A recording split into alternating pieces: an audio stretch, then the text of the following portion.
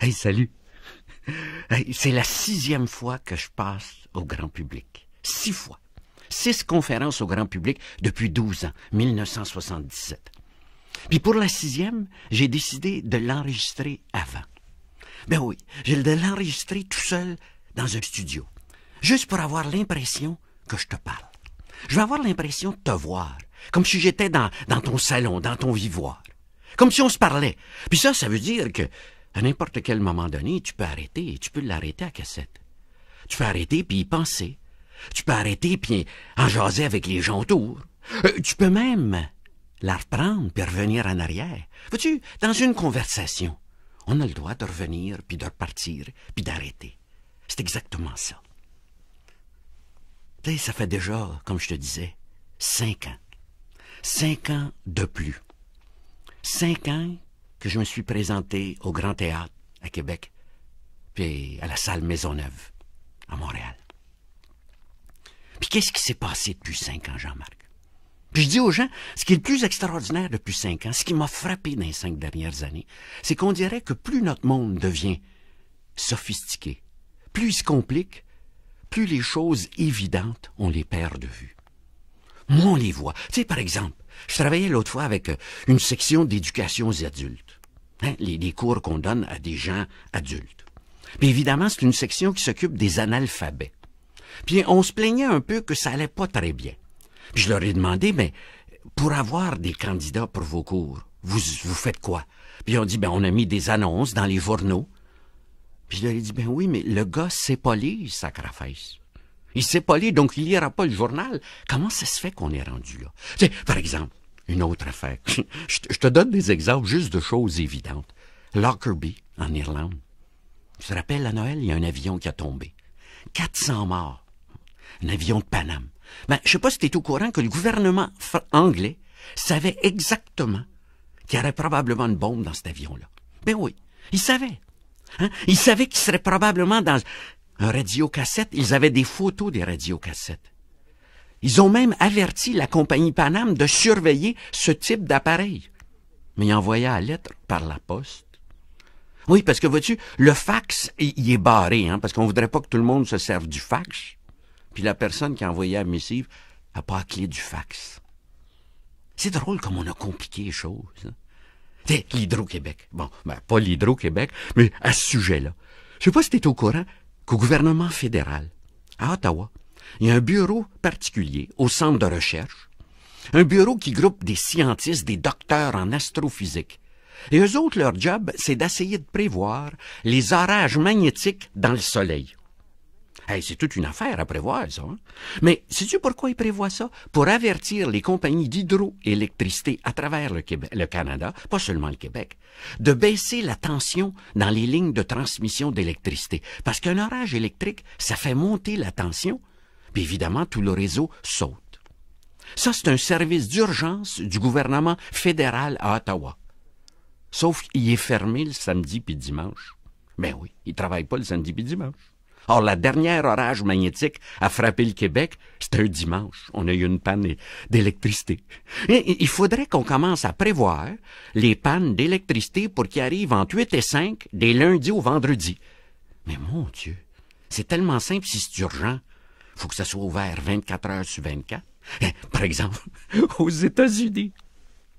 Ah, celle-là est bonne. Je la raconte surtout pour les Américains. Mais de toute façon, aux États-Unis, je ne sais pas si vous étiez au courant, l'an passé, il y a 37 000 immigrants qui sont entrés aux États-Unis sans passer par les formalités d'immigration américaine. Pas des farces, hein? Ils ont passé à travers tout le réseau. 35 000 immigrants. Puis le même gouvernement, qui est pas capable de prendre 35 000 immigrants, a pogné 2 raisins empoisonnés à Philadelphie. Sacrifice, il a fallu que quelqu'un dise où est-ce qu'ils étaient, les serpents de raisin. Il a fallu qu'ils disent fouille dans ce caisse-là, sont sur le dessus. C'est pas possible. Puis ce qui est le plus extraordinaire, c'est qu'on avait 2 raisins. Fait qu'on les a surveillés comme il faut pour s'assurer qu'il y ait... Hey, qu'est-ce qu'il y avait dedans? Sais-tu comment il y avait de poison dans les 2 raisins? Il y avait tellement de poison dans les 2 raisins que pour être vraiment malade, aurait fallu que quelqu'un en mange 100 000. Sacrifice, tu manges 100 000 bons raisins, pis t'es malade, tu pognes une diarrhée, monsieur, pour 2 semaines.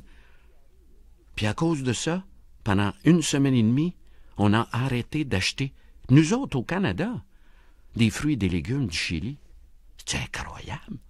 Mais personne ne s'est arrêté pour y penser, pour dire, hey, c'est quoi l'affaire? On dirait qu'on devient trop sain, trop compliqué. Tu sais, par exemple, une des histoires qui me renverse, une des questions que je me suis posées depuis des années, c'est comment ça se fait qu'il y a des entreprises qui réussissent, puis d'autres qui réussissent pas.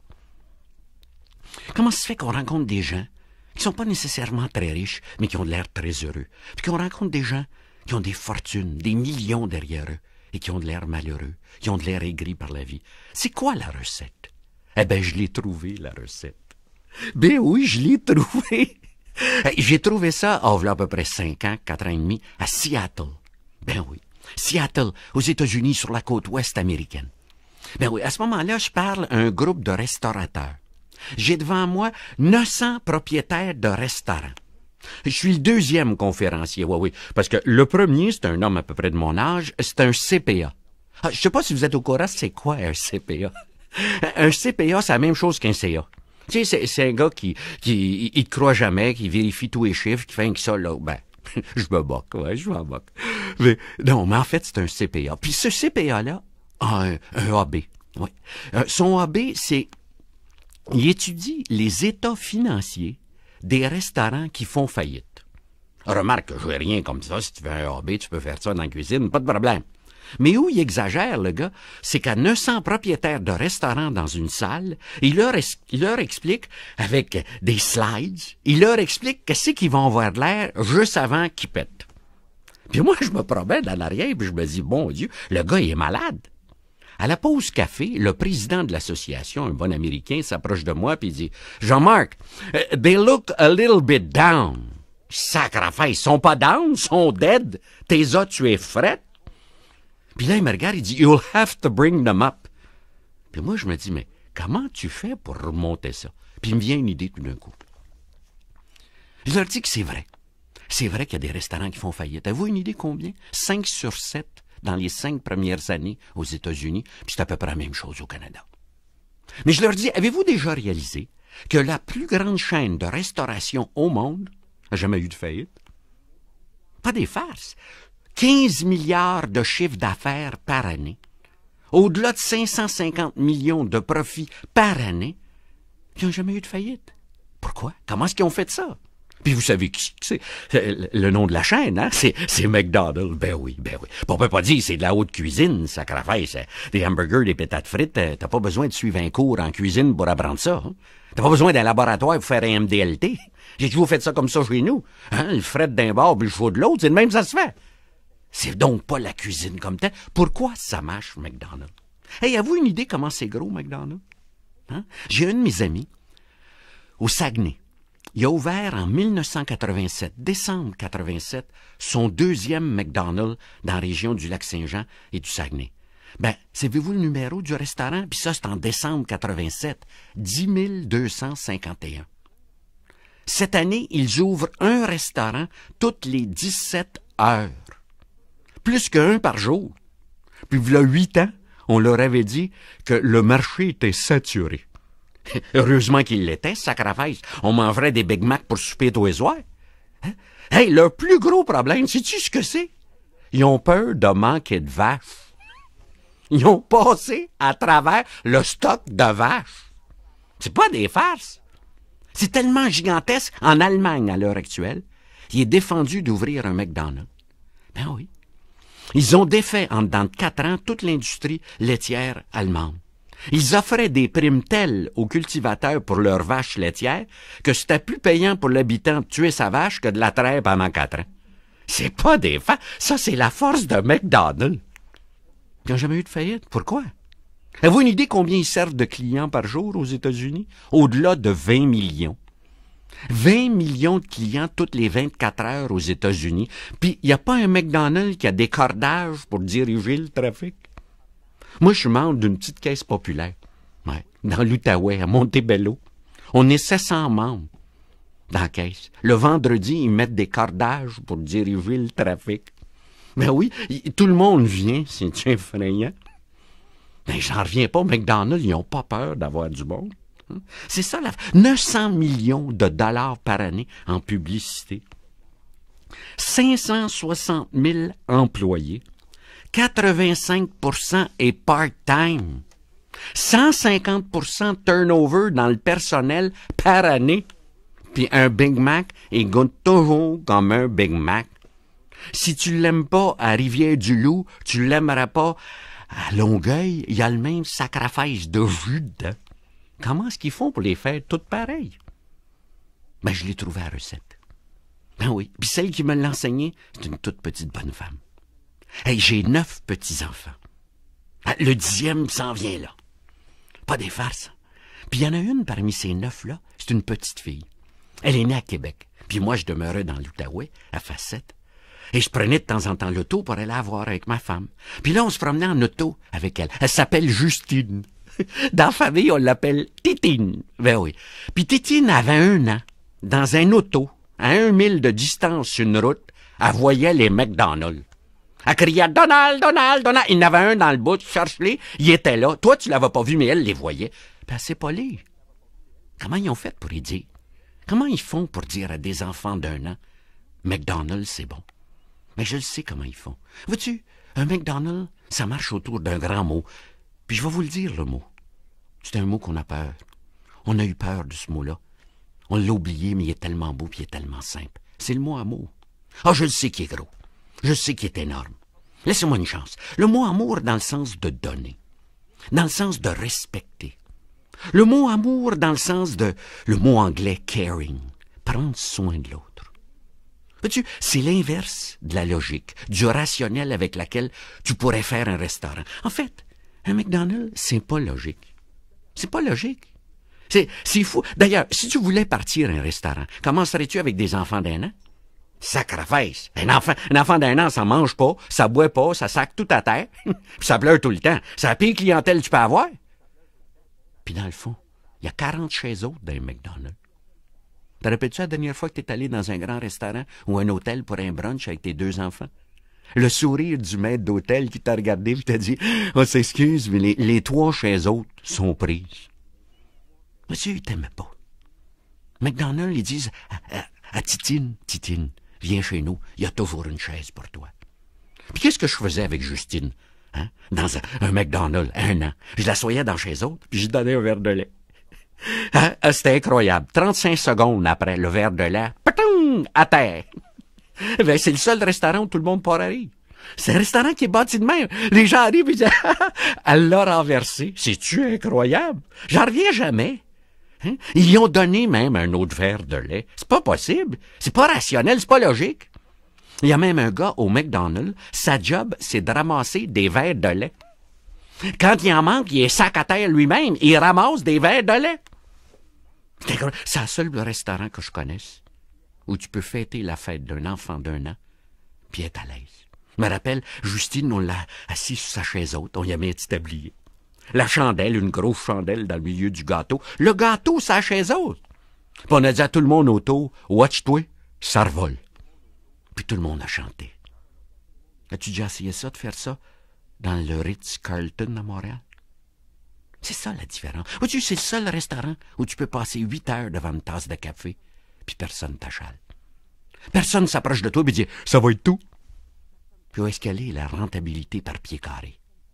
On la calcule pas. Puis je vois tellement de gens qui calculent tout. Vois-tu, c'est ça aimer, donner. Tu sais, par exemple, ils font des parcs dans des McDonald's. Ils prennent 2000 pieds carrés à 100 pièces du pied. Ils mettent un tapis d'1 pouce d'épais pour pas que Titine ne se fasse mal. Puis sacrifice, ils ne chargent rien pour le parc. Le parc est gratuit. Ils t'étendent jamais le poignet quand tu sors du parc. Vois-tu, ils le font gratuitement. Puis toi, tu voudrais charger partout. Puis veux-tu que je la continue, l'histoire d'amour? Va à côté de l'hôpital Sainte-Justine à Montréal. À côté de l'hôpital universitaire Le Chul à Québec. Il y a un manoir. À Montréal, le manoir a coûté 5 millions. Il est entièrement payé par les franchisés de Montréal. 700 familles en moyenne, toutes les années, passent une semaine là, pendant que leur enfant prend un traitement à l'hôpital. C'est incroyable, hein? Puis quand ils sortent, ils ont une facture. Puis sur la facture, c'est marqué « payé ». Ben oui. Puis il y a une petite note merci d'être venu. C'est payé par les franchisés de Montréal. Vois-tu, ce que Titine m'a dit, ce qu'elle m'a appris, c'est que dans le fond, ce qui est important, c'est pas de faire des patates frites puis des hamburgers. C'est pas ça que ça vend à McDonald's. Ce que ça vend, c'est de l'amour, du caring, prendre soin de Titine. Puis à côté de ça, nous autres, on voudrait faire exactement l'inverse. On a bâti nos entreprises, on a bâti notre vie de façon rationnelle. Tellement rationnelle que pour nous, c'est pas de donner qui est important, c'est de prendre. C'est pas de prendre soin de l'autre, c'est chacun pour soi. On s'est trompé de bord. Vois-tu, aimer les autres, aide les autres, et le ciel t'aidera. C'est ça que ça dit, exactement. Si tu commences à donner, tu as des grosses chances que les gens commencent à donner. Mais si tu fais l'inverse, si tu commences à être le moindrement mesquin, les autres seront mesquins avec toi. Et c'est toute l'histoire. Les gens ne se rendent pas compte que tout le monde agit exactement comme on s'attend qu'ils agissent. Et c'est ça que tu fais. Exactement. Veux-tu essayer de faire l'inverse? Oh, tu vas me dire, c'est du bon marketing, ça, Jean-Marc, c'est du marketing extraordinaire. D'accord. Mettons que ça soit du marketing. Mettons que ça soit. Hey, qu'est-ce qu'on attend pour prendre la recette? Dans nos propres vies, qu'est-ce qu'on attend? Qu'est-ce qu'on attend pour cesser de vouloir bâtir et prévoir tout d'avance? Parce que ça, c'est une des maladies du siècle, ça, la prévision. Sacrifice qu'on fait des plans. On veut tout prévoir. On veut prévoir les revenus. Quelle va être ma commission l'an prochain? On voudrait prévoir nos dépenses. Pour que ça soit fixe, on veut que ça soit une entente. On voudrait prévoir nos bénéfices marginaux. J'ai combien de jours de maladie? Ça va être quoi ma pension dans 24 ans? C'est pas des farces. On est rendu qu'on peut... L'Hydro-Québec veut prévoir les pannes d'électricité. Parce que ça, c'est très important pour elle. Les pannes électriques sont quand? Et ça passe par-dessus tout. Les salles d'urgence. On voudrait prévoir les salles d'urgence à Pâques cette année. Je me suis réveillé à l'hôpital, salle d'urgence, avec une appendicite. J'ai passé 15 heures dans un corridor. J'étais pas cédulé. J'aurais dû appeler avant pour les prévenir. Sacre-affaire, ils le savaient pas. Puis je regarde les jeunes, c'est pareil. Ils font des familles, puis tout est prévu d'avance. Oui, le prochain enfant dans la famille va être en 1991, oui. Au mois de mai 91, ouais. C'est un très bon mois, le mois de mai, ouais. Parce que le mois de mai, l'enfant, l'été, t'es pas obligé de l'habiller. Il apprend à mettre ses mitaines, puis sacre-affaire, il est paré pour l'hiver. Puis c'est la même chose, 4 mois avant sa naissance. On t'appelle, toi le grand-père et toi la grand-mère, pour te dire, c'est un gars. Ouais, il va s'appeler Timothée. Mais tu dis, sacrifice, il est-tu arrivé quelque chose? Non. On est allé voir, puis c'est un gars. Hey, où est-ce qu'elle est la spontanéité de la vie? Puis l'enfant vient au monde, c'est encore pareil, il y a un cadran dans l'estomac. Ah oui, il mange rien qu'aux 4 heures. Mais s'il pleure entre-temps, ben tu dis, il y a quelque chose, son cadran est dérangé, mais tu dis peut-être qu'il a faim. Donnez-y pas à manger, il va être malade. Mais mon Dieu Seigneur, je me rappelle, moi, je n'ai eu 5 avec maman. Ben, c'est maman qui les a eus, puis moi, j'étais avec. Mais c'était ça, en fait. On a eu 5, on les batchait, ça finissait là, il n'y a pas toujours des cadrans partout. Qu'est-ce qu'on attend pour vivre? D'ailleurs, en 1985, mai 85, le 6 mai, en fait, Céline est entrée à l'hôpital. Céline, c'est ma femme. Elle est entrée à l'hôpital avec un cancer. On lui a dit qu'elle avait un cancer et probablement 1 an, 1 an et demi à vivre. Puis je me souviens dans cet hôpital-là, le soir sur le bord du lit. Elle avait 52, puis moi j'avais 55 ans. Puis je me disais, sacre-affaire, c'était pas dans le plan. On avait tout prévu pour 60. Puis je me suis dit, c'est-tu vrai, jusqu'à 55 ans, maudit que j'ai fait des beaux plans. Mais j'avais peut-être oublié des vivre. Puis toi, papa. Puis toi, le grand gars. Puis toi, maman, vous avez hâte d'avoir le chalet le long du lac? À 60 ans, vous allez l'avoir, le chalet? On va te dire une affaire. Il y a une chose certaine, Kiss. Le lac va être encore là. Mais toi, vas-tu y être? Vois-tu, on oublie de prévoir. Ou on en met trop de prévisions. Arrête de penser à hier. Puis parce qu'on prévoit si bien, parce qu'on bâtit si bien toute cette prévision-là, ben on fait des beaux plans puis on les imprime. On les met dans des livres. Puis comme il est dans le livre, tu peux pas défaire le plan. Puis là, toute l'affaire devient permanente. Puis là, on a la permanence des choses. Eh oui. Je vois des gens dans des entreprises qui vont voir leur boss puis disent, boss, où me vois-tu dans 5 ans dans la compagnie? Chris, ne demande pas ça au boss. Il sait même pas s'il va être là l'année prochaine. Parce que tu les choses ont changé. Qui aurait dit qu'O'Keefe serait Molson? Qui? Qui aurait dit un jour qu'on mettrait en doute de continuer via rail? Mon père a travaillé 51 ans dans le temps pour le Canadien Pacifique. Hey, c'était éternel le chemin de fer. Et là, on est en train de penser de le défaire. On prévoit tout. On veut tout prévoir. Et pourtant, on oublie que les choses passent. On oublie les alternatives. Vois-tu, ce qui est important dans la vie, c'est d'avoir un but clair, de savoir qu'est-ce que tu cherches. La façon de l'obtenir, ça peut varier. Ça, tu peux le changer. Puis malheureusement, des budgets, c'est des façons d'obtenir des choses. Puis on les fait imprimer en 40 copies. On n'ose plus les changer. Tu sais, ce qui est important dans la vie, c'est les alternatives. Je me suis encore retrouvé dernièrement avec une panne d'électricité dans un bloc appartement. As-tu déjà pensé? Il n'y a rien. Il n'y a plus rien qui marche. L'ascenseur fonctionne à peine. Il fait noir comme chez l'eau. Je dis à ma femme, maman, qu'est-ce qu'on fait? Elle dit, écoute la radio pour savoir si ça va revenir. Il sacrifice, il marche même pas. Il n'y a rien qui marche. Puis je me dis, dans le fond, c'est-tu curieux? Il y a 9 ans, j'ai acheté une ferme. Puis une des premières choses qu'on a achetées, c'est la ferme. C'est un générateur. On n'a jamais manqué d'électricité, ça, la ferme. Qu'est-ce qu'on fait là? Ça prend des alternatives. Tu sais, les Américains ont une expression. We paint ourselves in a box. On se tasse dans un coin, puis on est pris. Puis on fait ça dans nos vies. Puis quand tu mets la planification, puis la sécurité, pas la sécurité, la planification, puis la permanence ensemble, t'aboutis à une valeur qui s'appelle la valeur sécurité. Puis Dieu sait, j'ai eu 5 enfants, puis je leur en ai parlé de cette valeur-là, la sécurité. Puis j'ai oublié de leur dire que la vie, c'était pas sécure, c'était un grand risque. Que la grande valeur dans la vie, c'est de risquer.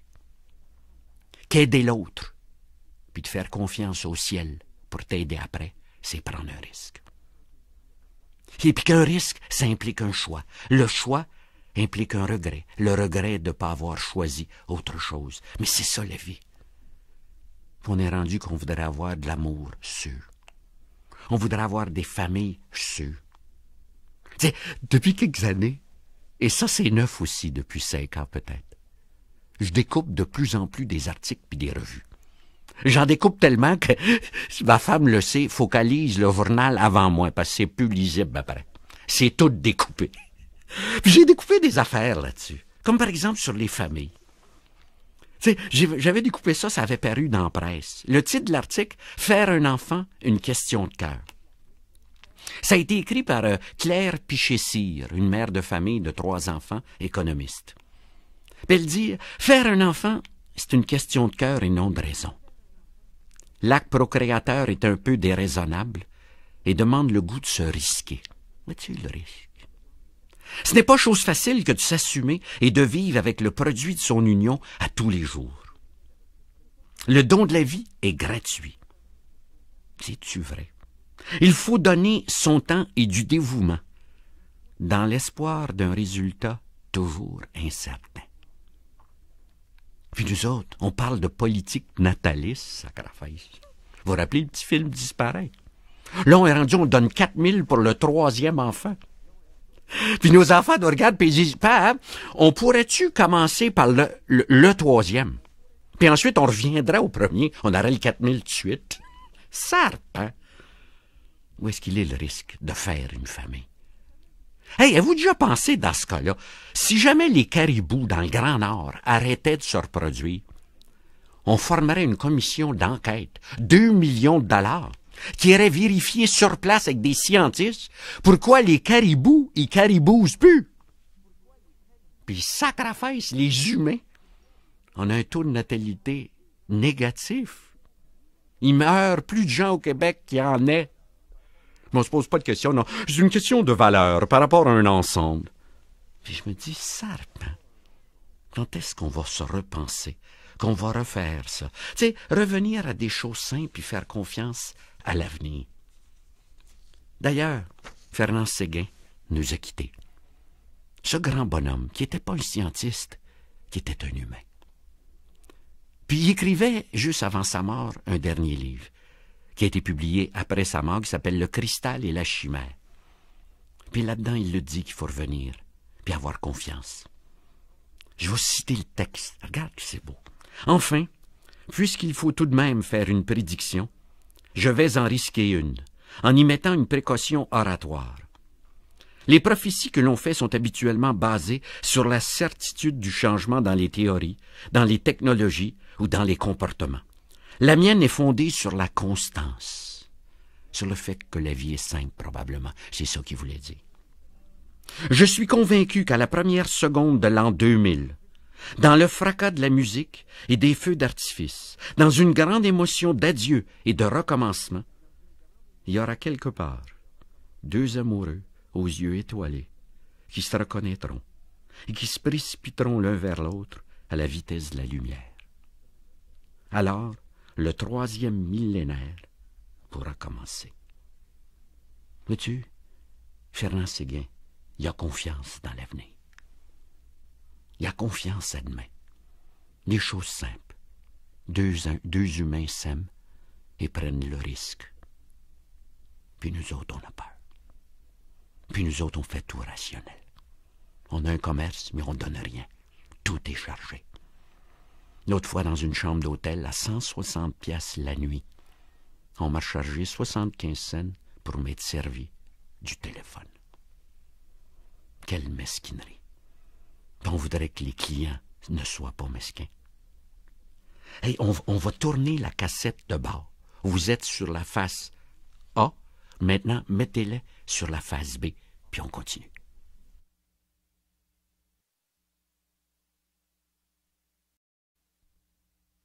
Aide les autres, et le ciel t'aidera. Ben oui, c'est exactement ça, hein? Mais c'est un risque. Vois-tu, le risque de donner, c'est très sécurisant de prendre. Puis malheureusement, dans une société dans laquelle on cherche à prendre, on voudrait avoir des droits. On voudrait être certain que c'est des droits acquis, des droits garantis. Il y a un monsieur extraordinaire qui s'appelle Lois Powell, qui est rédacteur à l'Express, je pense, en France. Puis il a écrit ceci un jour en citant un monsieur anglais, Chesterton, extraordinaire. Je puis dire encore, comme Chesterton, que si j'étais Dieu, occupé à concevoir une autre planète, je ferais un monde où l'on donne et où l'on reçoit, plutôt qu'un monde où l'on partage. L'utopie du partage aura engendré les misères et les prisons, soulevé des mythes incapacitants. Et c'est vers les pays où l'on donne et reçoit que les hommes privés de pain, de liberté et de dignité auront toujours cherché refuge. Nulle part ailleurs. Puis je me dis, c'est-tu vrai? Tu sais, c'est pas les pays où le socialisme a été poussé à l'extrême que les gens ont été les plus heureux. C'est vrai que tout était partagé. Tout le monde avait un droit. Hein? Tout le monde a le droit d'en avoir. Mais on avait perdu le sens de donner, puis le sens de recevoir. De chez nous, on n'est pas passé un petit peu overboard là-dedans. On n'est pas passé un peu trop loin du côté de prendre, de vouloir attendre, de partager tout.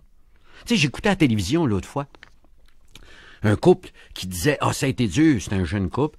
On a été longtemps sans emploi, mais là, enfin, là, il a trouvé du travail. Il a du travail pour quasiment 1 an. C'est extraordinaire. » Puis l'homme ajoutait « Oui, mais évidemment, il a fallu envoyer 300 résumés, 300 curriculum vitae. » Puis je me disais « Ben oui, c'est normal. T'as investi. Vois-tu, t'as investi, puis tu reçois après. » Sur ma ferme, d'ailleurs, je me suis aperçu de ça. Regarde les pompes à eau sur ma ferme. On les part le printemps, on les arrête l'automne, pas qu'ils gèlent, puis le printemps, on les part. Comment tu pars ça, une pompe à eau? As-tu déjà vu ça? En français, ils disent il faut primer la pompe. Sais-tu ce que ça veut dire, primer la pompe? Ça veut dire mettre de l'eau dedans. Parce que si tu mets pas d'eau dedans, tout ce qu'il y a à faire, sacrifice de pompe, c'est des ballons. Puis les gens oublient ça. Les gens ont peur, on dirait, de ça. Les gens se disent tout à coup, « Hey, qu'est-ce qui se passe là? » On a peur de redevenir des humains. En fait, c'est ça que je parle. Redevenir des humains. Tu sais, dans mon clapier, parce que sur la ferme, je t'en parlais, j'ai des lapins. Environ 2000 lapins. Ben, peut-être 2025 aujourd'hui, sacrifice, t'es compte pas tous les jours, ça peuple, ça, des lapins. Mais sais-tu ce qui est extraordinaire quand tu rentres dans un clapier où il y a 2000 lapins? Ils sont tous des lapins. Ouais. Il n'y en a pas un qui se prend pour un autre dans la gang. Il n'y a pas des lapins directeurs, des lapins gérants, des lapins propriétaires, des lapins notaires, avocats, médecins. C'est un lapin. Puis j'arrive dans la société, puis tout le monde a des titres. Tout le monde veut avoir des choses qui paraissent. On veut mettre des initiales au bout de son nom. Dernièrement, j'ai eu la chance de rencontrer un monsieur extraordinaire. Il s'appelle Yves Lacaille. Yves Lacaille, à l'heure actuelle, est le fondateur, président d'une entreprise de planification financière. Ça fait drôle de revenir au mot planification, ben oui. Avec 73 employés, 5 millions de dollars de chiffre d'affaires, 5000 clients. Mais savez-vous le plus extraordinaire de Yves Lacaille? C'est que v'là quasiment 20 ans, Yves est devenu aveugle. À l'âge de 30 ans, il est devenu aveugle. Puis aveugle, il a bâti sa business. Mais je l'ai trouvé pourquoi Yves réussit si bien. C'est parce que lui, sacrifice. Il se fie jamais aux apparences. Il les voit pas. Lui, il se fie à l'humain qui est en dedans. Depuis 3 ans, la revue Fortune, la grande revue américaine, fait ce qu'on appelle aux États-Unis un feature article, un article de fond, à la recherche des 100 personnes les plus riches au monde. Ça fait 3 ans. Puis depuis 3 ans, j'y suis un peu. Puis il y a un type qui m'intéresse énormément là-dedans. Cette année, c'est-à-dire ça vient de sortir en septembre 89, il était la 11e personne la plus riche au monde. 5,6 milliards de dollars, c'est sa fortune. Puis le plus extraordinaire pour moi, c'est que cet homme-là, il vient pas de Toronto. Il vient même pas de Montréal. Non. Il vient du Nouveau-Brunswick. Dans Saint-Jean. Ouais, il s'appelle Casey Irving. Kenneth Collins Irving. Et Casey Irving a tout fait ça dans sa vie. Oh, je veux pas dire que de faire une fortune de 5,6 milliards, c'est le summum, pas en doute. Mais il l'a pas hérité non plus. Savez-vous ce qui est extraordinaire de ce bonhomme-là? Il a tout commencé en 1922 dans un petit village du Nouveau-Brunswick qui s'appelle Bouctouche. Je sais pas s'il y en a parmi vous qui connaissent ça, Bouctouche. C'est petit en sacrifice, Bouctouche. Hein? Il faut que tu arrêtes pour le voir. C'est pas grave. Mais à Bouctouche, en 1922, M. Irving a décidé de commencer un dealership Ford. Une concession Ford. Il veut vendre des autos neuves Ford à Bouctouche. On peut pas dire que c'est logique. Il est pas dans le centre des marchés à Bouctouche. Hein? Il n'y a même pas de station de service à Bouctouche. Puis lui, il veut vendre des autos neuves. Il va même voir une compagnie de pétrole pour leur demander d'ouvrir une station de service. Il refuse parce qu'il n'y a pas de marché. Ah, il décide de l'ouvrir lui-même. C'est le début d'Irving Oil. Mais c'est vous ce qui me frappe là-dedans? Dans cette compagnie, 8 ans plus tard, en 1930, ils ont passé un règlement. C'est lui qui l'a passé. Un règlement qui dit il est défendu de mettre un titre sur une carte d'affaires. C'est réglé. Sa propre carte porte le nom Kenneth C. Irving, puis en dessous, Irving Oil. Il n'y a pas de titre. Puis quand je lui ai demandé pourquoi il avait fait ça, il m'a dit « You don't do business with titles, Jean-Marc. You do business with human beings. » Il avait-tu raison? Puis l'autre fois, j'étais dans une conférence à Ottawa. Puis il y a quelqu'un qui est venu à la pause café, me dit « Jean-Marc, t'as parfaitement raison. Ma femme, moi, elle a commencé à travailler dans une nouvelle compagnie à titre d'assistante au vice-président marketing. Puis quand elle est arrivée, première journée à son poste, sur son bureau, toutes ses cartes d'affaires étaient imprimées. Puis voici sa carte. Et sur la carte, c'est marqué le nom de la compagnie, évidemment, Emco Limited, London, Ontario. Le nom de la personne, Heather Barclay. Mais savez-vous le titre? Bien, il y en a un titre sur sa carte. C'est marqué Individual. Son patron, qui est vice-président marketing, c'est marqué A Person. Vois-tu, ils ont 50 titres possibles sur une feuille dactylographiée. Puis quand quelqu'un arrive dans la compagnie puis il veut faire ses cartes d'affaires, on lui dit, voilà les titres, lequel tu prends? Mon Dieu, on changerait-tu à la face du monde si on faisait ça? Si on essayait de plus mettre des titres sur des cartes d'affaires? Mais non, on juge les gens par la grosseur de leur bateau. Dans la revue Fortune, justement du mois dernier, on parlait des millionnaires, des billionnaires. Puis on citait M. Ross Perot. Ross Perot, c'est celui qui, à un moment donné, était un des directeurs de General Motors. Ross Perot, à l'heure actuelle, vaut 2,9 milliards.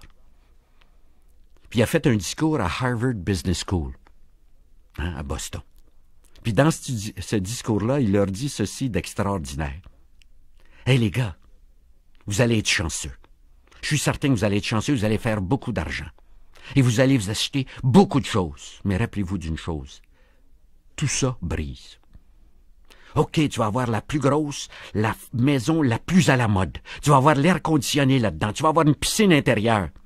Mais rappelle-toi d'une chose. Toutes les pompes, ça brise des pompes. Puis si tu vas le long d'une marina, t'es-tu déjà demandé pourquoi le matin les gens souriaient pas?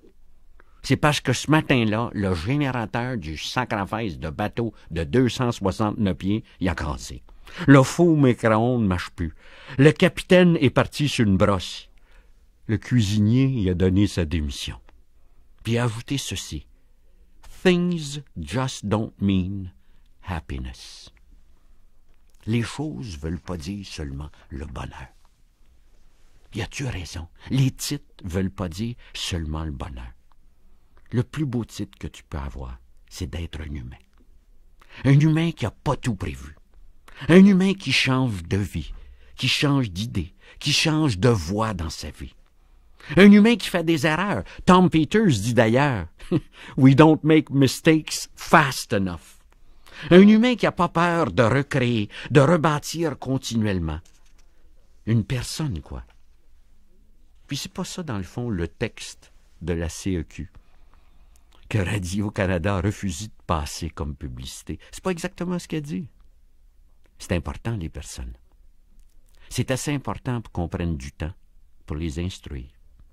Qu'on prenne du temps pour les faire avancer. Leur faire découvrir des choses, repousser les limites de leur possible. C'est assez important, les personnes, qu'on prenne du temps pour régler les problèmes de certaines d'entre elles. Pour qu'on prenne du temps pour les soigner, pour apaiser leurs peines. Pour trouver des solutions à leurs problèmes. C'est pas dans le fond tout ça. Qu'on prenne du temps pour aider, qu'on prenne du temps pour aider l'autre, sans savoir si ça va t'aider en retour. Et c'est tellement vrai. Veux-tu aider quelqu'un à se dépasser, comme dit si bien le texte de la CEQ? Veux-tu le faire? Ben, c'est pas moi qui le dis. C'est le directeur président général de la Scandinavian Airlines. Il s'appelle Carl Janssen. Mais ce monsieur-là a dit ceci. Dans mon expérience, il y a seulement deux grands facteurs de motivation dans la vie. Un, c'est la peur, et l'autre, c'est l'amour. Tu peux diriger une organisation par la peur, mais si tu le fais, tu t'assures d'une chose, les gens n'iront jamais au bout de leurs possibilités. Une personne qui a peur n'ose jamais aller plus loin que ses propres capacités. Mais si au contraire, tu diriges une entreprise par amour, c'est-à-dire le respect, la confiance, les gens vont commencer à performer au-delà de ce qu'ils pensaient être capables. Parce que vois-tu, dans ce type d'atmosphère, ils osent prendre un risque. Ils peuvent faire des erreurs. Rien ne peut arriver. C'est-tu vrai? Puis, comme on a élevé notre famille, on avait-tu peur? On les jugeait-tu par la peur? Si tu fais ça, tu vas avoir une taloche. Tu vas être en pénitence. Ou si on leur disait d'aller plus loin. C'est ça le point de départ. Mais on a des entreprises dans lesquelles tout est tellement structuré qu'on a oublié. Tout est tellement gigantesque qu'on a oublié l'échelle humaine. Tom Peters dit de 3M, ce qui est extraordinaire de la compagnie 3M, « They grow big without acting big ». Puis toi, parce que tu as un titre de vice-président, « You act big ». Comme si tu étais le grand Dieu le Père. Ce qu'on sait, c'est que tu ne l'es pas.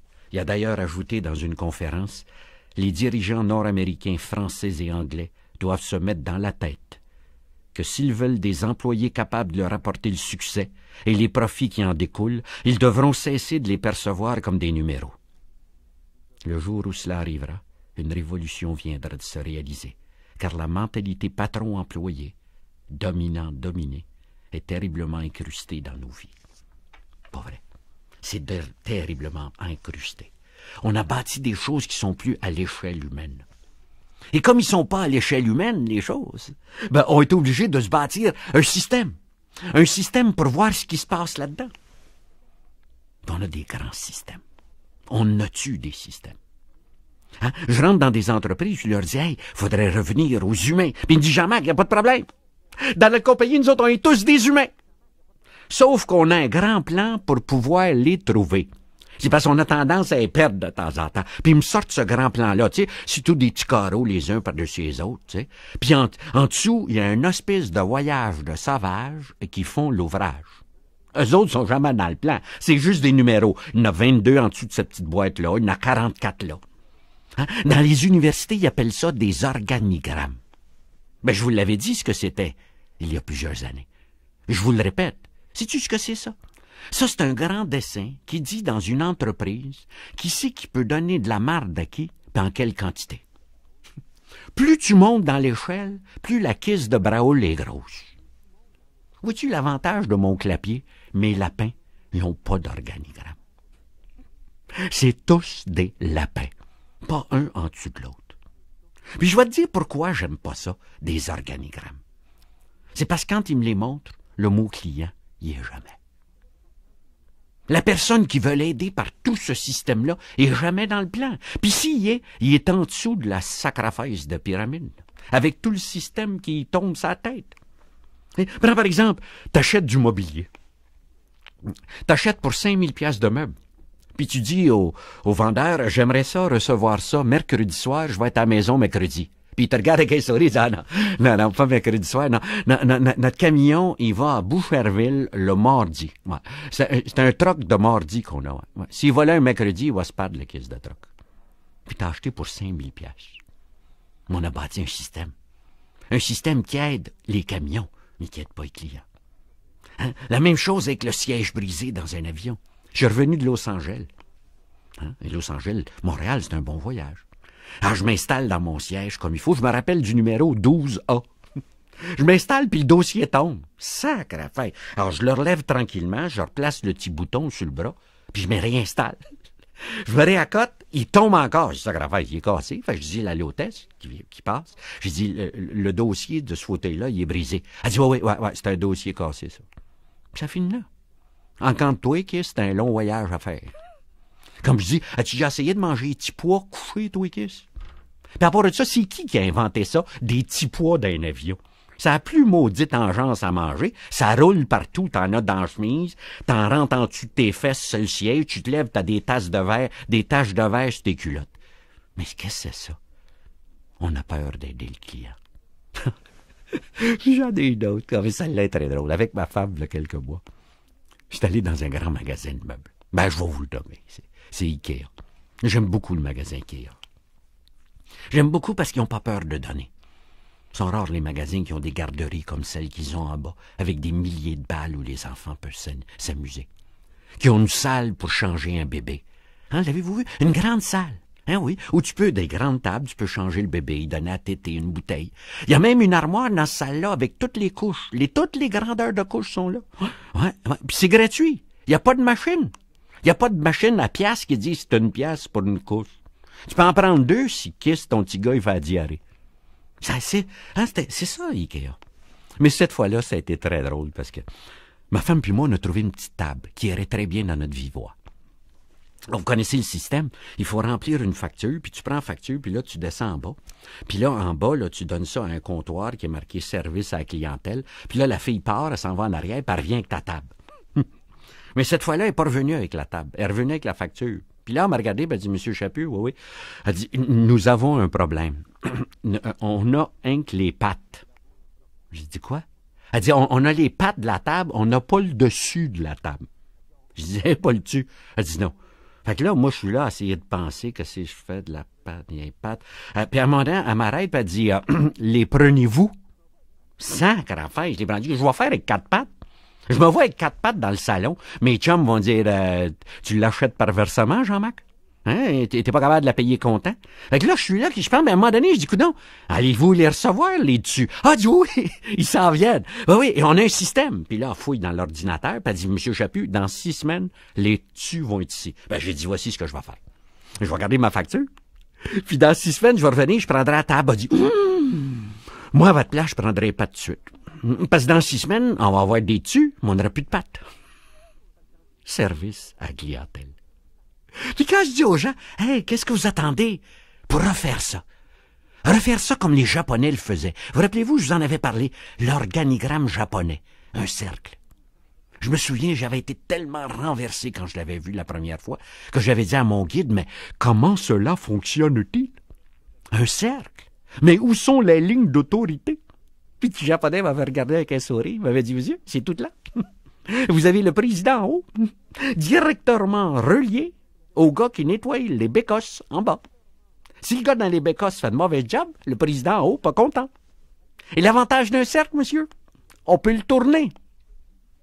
Le gars qui nettoie les bécosses revient sur le dessus. Parce que le gars le plus important quand les toilettes sont sales, c'est pas le gars qui nettoie les toilettes. Vois-tu, une entreprise, une organisation, une famille, c'est comme un cercle. Il n'y a personne au-dessus, il n'y a personne en dessous. Tout le monde est autour. Tout le monde s'accroche autour. C'est ça la différence. Et au centre du cercle, il y a le mot le plus important. Il s'appelle client. La personne que tu veux aider. Parce que si tu ôtes le mot client à l'intérieur du cercle, sais-tu ce que tu as? Un cercle de trop. C'est ça qui est arrivé à Sorel il y a quelques années. On avait un cercle extraordinaire. On avait tous les départements autour du cercle pour faire des bateaux. Ça s'appelait Marine. Il manquait une chose, le centre. Un gars qui veut un bateau. J'ai vu un gars de 50 ans, 29 ans de service, qui dans une brasserie un soir pleurait en me disant « Jean-Marc, j'aurais jamais pensé qu'à 50 ans, je me chercherais une job. » Vous savez, on y avait vendu la permanence. Puis si tu vas à Saint-Jean-d'Iberville, tu vas la voir, elle est encore là, manufacture. Tout en briques. Le nom de la compagnie est encore dans la façade. Singer Sewing Machine. Les derniers employés qui ont travaillé là cherchent à récupérer leur fonds de pension qui a été transféré aux États-Unis. On leur avait vendu la sécurité d'un fonds de pension. Puis même le fonds de pension a disparu. Parti. Vois-tu, c'est ça la différence. L'an passé aux États-Unis, il y a eu un grand symbole, un immense symbole. On a mis en vente à Chicago la tour Sears. C'était la plus haute tour. C'était le bureau-chef de Sears. Des milliers et des milliers de gens travaillant les uns au-dessus des autres. C'était l'image de l'organigramme. On l'a vendu parce qu'on avait besoin d'argent. On l'a vendu parce que la compétition est féroce dans ce domaine-là. Puis que la plus féroce compétition, il l'avait d'une entreprise dont le bureau-chef est dans une petite ville de 5000 habitants, en plein centre de l'Arkansas, aux États-Unis, Bentonville. Le nom de la compagnie, Walmart. Le nom du propriétaire de l'affaire, Walton, Sam Walton, le 7e homme le plus riche au monde, 8,9 milliards. Mais le bureau-chef de Walmart, c'est un entrepôt. C'est un entrepôt, juste un plein pied. Il n'y a pas d'étage, il n'y a personne au-dessus. Ils sont tous sur le même étage. Puis lundi, mardi, mercredi, il n'y a personne au bureau-chef. Parce que tout le monde est dans les magasins à vérifier ce qui se passe. Tout le monde est là à vérifier si ça marche ou ça ne marche pas. Ils reviennent tous le jeudi avec des nouvelles de leurs clients et des corrections à apporter au grand plan. En une semaine, ils changent complètement leur plan de marketing. Vois-tu, ils avaient compris une chose. Ils avaient compris que le client était plus important. Sears avait oublié. Ils commencent à y penser maintenant. Et ça change chez Sears. À Air Canada. Air Canada est en train de faire une révolution parce qu'on commence à mettre le client au centre. Ouais. Ça s'appelle en anglais Customer Care. En français, le client, une priorité. Puis c'est pas seulement des mots. Non, ils ont même établi une règle. Si le client est satisfait, tu fais bien ton travail. C'est la seule règle. Ça veut dire que tu peux même changer les règlements. Tu peux même les défaire si tu veux. J'ai même vu une jeune fille à Toronto qui a été récompensée pour ce qu'elle avait fait. Ben oui, une journée, elle est à l'aéroport international de Toronto, puis elle reçoit un groupe de 60 personnes venant de l'Ouest canadien. Ce sont des gens qui doivent prendre un avion pour l'Europe dans l'avant-midi. Alors, ils arrivent vers 10 heures, puis normalement, ils devaient prendre l'avion vers 11h30. Sauf qu'elle sait que l'avion de 11h30 est retardé à 11h le soir. Et que ces gens-là, 60, vont avoir toute la journée dans l'aéroport. Elle ne perd pas de temps. Elle descend en bas et elle réserve un autobus dans lequel elle embarque les 60 personnes et part, comme guide, à travers la ville de Toronto. Elle les a amenés visiter leur Sky Dome. Hein, ça, c'est le nouveau stade à Toronto. Elle les a amenés visiter la tour du CN. Elle les a amenés luncher. Dans l'après-midi, elle les a amenés au Eaton Center, un grand centre d'achat, faire du magasinage. Puis elle les a ramenés à l'aéroport vers 8 heures le soir. Puis elle a fait son compte de dépenses, puis elle l'a soumis. Puis Air Canada l'a récompensé en lui donnant 2 billets première classe, n'importe où dans le monde, et des vacances de 2 semaines, toutes dépenses payées, avec son mari. On lui a dit, toi, t'as rendu des clients satisfaits.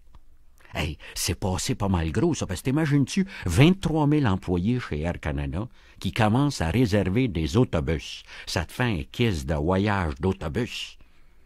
Mais vois-tu, ce qu'ils ont compris, c'est que dans le centre du cercle, c'est l'autre. Puis je me disais, on n'a pas chacun un cercle, nous autres. Toi puis moi. Que tout le monde en a un cercle. Puis que l'équilibre dans la vie, ça ne sera pas ce que Chesterton disait, de donner à l'autre et d'apprendre à recevoir de l'autre. Puis c'est peut-être ça qu'on a manqué. On a oublié ce bout-là vis-à-vis la clientèle. Et je me promène partout à travers des entreprises, et on est tous ici des gens qui travaillons quelque part, et on ne se rend pas compte qu'un hôpital, ça s'appelle un client, un patient. Il est-tu au centre du cercle? Que dans une école, le client s'appelle l'élève. Y es-tu au centre du cercle? Dernièrement, un président d'une centrale syndicale disait à M. Bourassa, « Il est minuit moins 5, M. Bourassa. » Il paraphrasait Albert Schweitzer, puis il parlait de la grève des hôpitaux. Mais ce qui est intéressant, puis qu'il n'avait pas réalisé, c'est qu'Albert Schweitzer, il était minuit, lui, mais il était minuit à s'occuper des patients. Il ne faisait pas la grève, Albert Schweitzer. La cassette est déjà finie, quasiment. Infinie. Alors passe à la cassette numéro 2, face A.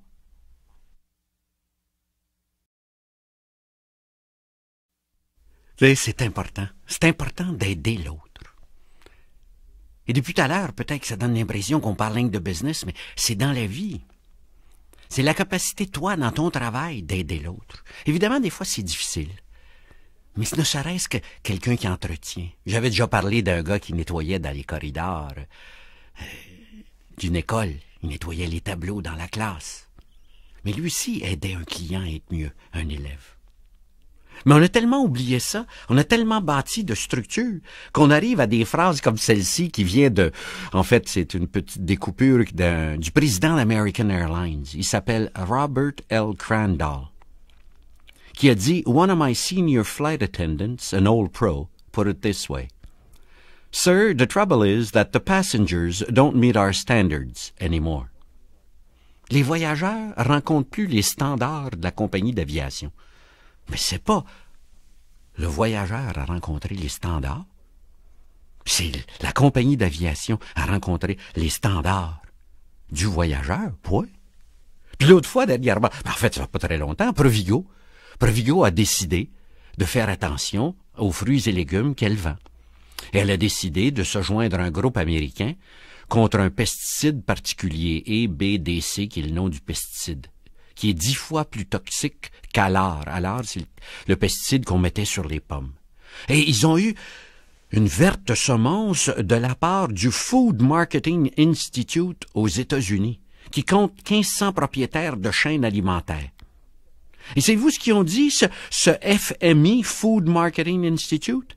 Ces groupes, en parlant de Provigo, cherchent à créer une profonde crise de confiance dans le réseau alimentaire des États-Unis pour forcer les supermarchés à se substituer au gouvernement, dont c'est le rôle d'évaluer les pesticides. Sacre-à-fesse! C'est toi qui es vend, puis c'est au gouvernement à évaluer si tu vends du poison. Me semble que c'est à toi à le faire, ce bout-là. Et pourtant, quand on cherche, je vous disais, cherchais la bonne réponse. Qu'est-ce que c'est la solution?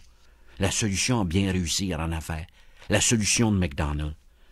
J'ai une autre entreprise qui s'appelle Neiman Marcus. Les Neiman Marcus Stores, c'est des grands magasins. Des magasins à rayons genre Eaton peut-être, etc. Mais avec de la marchandise extrêmement huppée. Il y a 2 ans, en Floride, on avait reçu, maman puis moi, pour le temps des fêtes, maman c'est ma femme là, en passant, on avait reçu le catalogue pour Noël. Dans le catalogue, ils avaient en vente des jeans en alligator, 10 000 piastres la paire. Sacre à fesse, t'as vu-tu arriver avec ça? À partir de sucre, t'échappes les oreilles de Chris et les culottes, t'es fini. Hein? Ça, c'est le type de magasin qui opère. On a demandé à Stanley Marcus, qui était le grand patron de ça, c'était quoi le succès de la réussite. Puis là, il va parler de la famille Dayton, qui était propriétaire du magasin jusqu'à quelques années. Puis il dit, « The Daytons had a principle. That profit was not the objective of a business.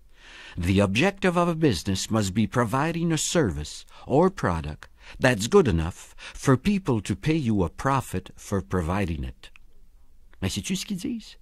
C'est que l'objectif principal d'une compagnie, d'une business, c'est pas le profit. L'objectif d'une compagnie, c'est de fournir un service ou un produit tel que les gens sont prêts à te payer un profit pour l'obtenir. Veux-tu que je le ramène à ta job? Vois-tu, l'objectif de travailler, c'est pas une paye. L'objectif, c'est de rendre un service tel que les gens sont prêts à te donner une paye pour l'obtenir. Mais on a perdu ça de vue. On travaille rien que pour la paye au bout. IBM avait compris ça. Puis Dieu sait s'ils ont eu du succès dans IBM avait 3 grands principes dans la vie. Le premier, give the individual full consideration. Respecter l'individu. Le deuxième, spend a lot of time making customers happy. Passe beaucoup de temps à rendre tes clients satisfaits. La troisième, go the last mile to do a thing right. Fais tout ton possible pour faire les choses le mieux possible. Qualité A1 tout le temps. Puis ils ont réussi. Mais c'est ça. Puis on fait pas toujours ça dernièrement. Ah, ça l'est pas, tu sais. Dernièrement, c'est cet été, en fait, je suis allé à la quincaillerie m'acheter une brouette. Puis là, j'ai vu une belle brouette dans la salle de monde. J'ai dit au vendeur, je veux cette brouette-là. Ah, il a dit, oui, monsieur. Puis là, il est parti en arrière, puis il est revenu avec la même brouette, sauf pas la même.